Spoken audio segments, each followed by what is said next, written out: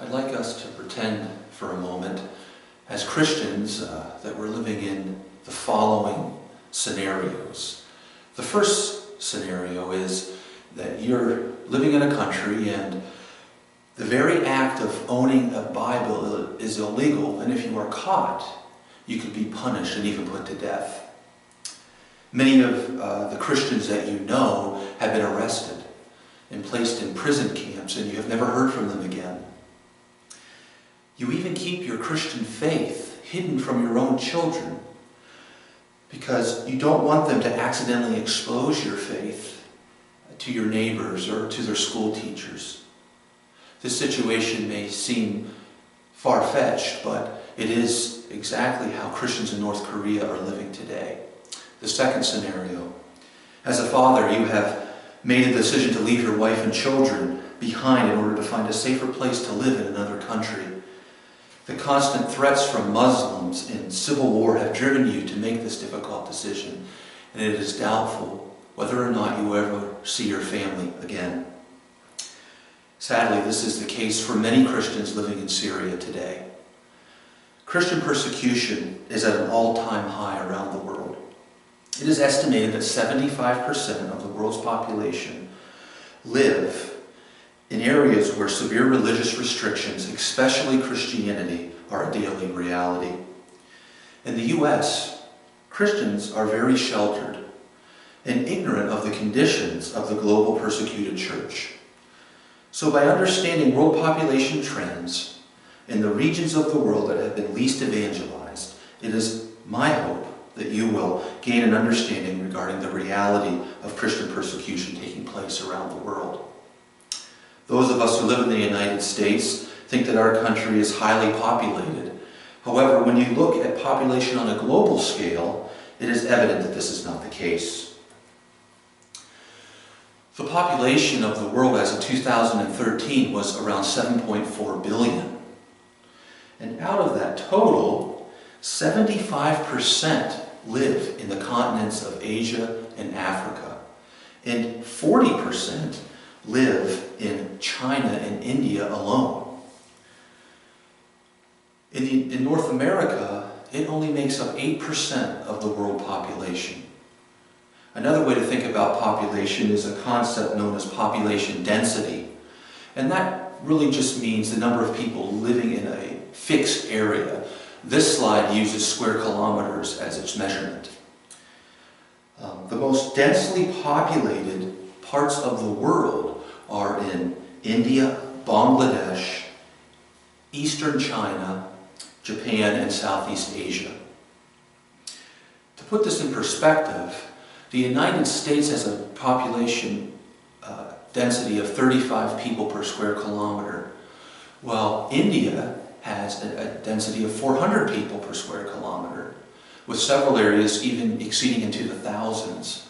Bangladesh is 1,200 people per square kilometer, and China is 140 people per square kilometer, but that's a little deceiving because the western portions of the country are very sparsely populated, with the majority living in the eastern part of the nation. So it is clear that the majority of the world's people live in Asia and Africa. With all of these people living there, the question is, how many have heard the gospel of Jesus Christ? This slide gives a percentage of Christians living in nations around the world, and you can see that the areas of northern Africa and parts of Asia really have low percentages of Christians living there. You could say that these nations are some of the most least evangelized in the world, and that phrase least evangelized means that less than 5% of the population are Christians and less than 2% are evangelical Christians. That phrase evangelical refers to Christians who are characterized by a theology based on the inerrancy of the Bible, a personal experience of salvation by faith through grace, and a desire to witness to that salvation. This slide shows the top 30 least evangelized nations in the world. And it's interesting that the population, or the percentage of Christians living there, is very low. In many cases, well under 1%. It's also interesting that the main religion of these nations is Muslim, with a few of them being Buddhist in Southeast Asia. So it really shows that there are a lot of places in the world who have not heard the gospel.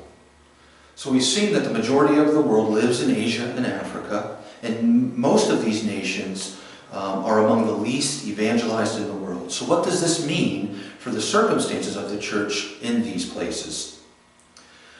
Well, should come as no surprise that the Christians living in these places are where persecution is happening. There's a ministry called Open Doors USA, and they serve the persecuted church around the world. And each year they put out a world watch list of nations where persecution is happening. And you can see on this map that the places where persecution is happening is what we've been discussing. And the darker the color, the harsher the persecution that is taking place. Something that's interesting when you compare the map that we looked at earlier, a percentage of Christians living around the world, and also the map from Open Doors, you can see that they almost mirror each other. So that is to say that the most populated parts of the world, where the gospel has not been spread, are where persecution is happening. And these are the nations of North Korea, Iraq, Iran, Afghanistan, Syria, Somalia, the Sudan. Have high populations of people, but the Christians are rare and highly persecuted.